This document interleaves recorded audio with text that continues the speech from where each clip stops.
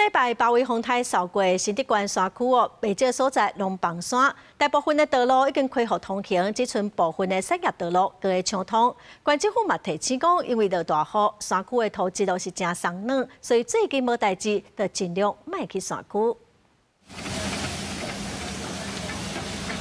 怪手來回咧搶修去司馬庫斯的道路，頂禮拜8位風台造成新竹縣山區道路傳出土石崩塌的災情。經過工程人員這幾天無眠無日辛苦搶修，除了部分的商業道路以外，目前主要道路攏已經恢復通行。五峰之鄉的鄉道，主62、63、67的部分，這部分已經在昨天來全面搶通。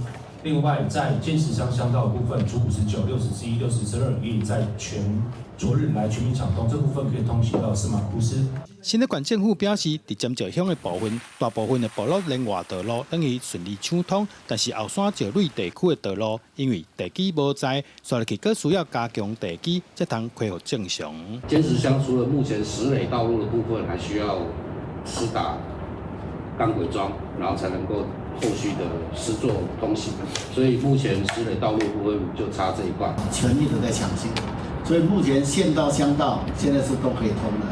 但對於農路、產業道路這些，請農業處這邊繼續的把它協助這個鄉公所把它完成。目前當時尖石水密套的山軌，不哩個因為山頂網路無通，嚴重影響各路接訂單。縣長也請電信業者協助搶修山區信號。另外，嘛提醒民眾落雨了後，山區土石鬆軟，應該避免入去山區這邊發生危險。記者杜君豪，新竹報道。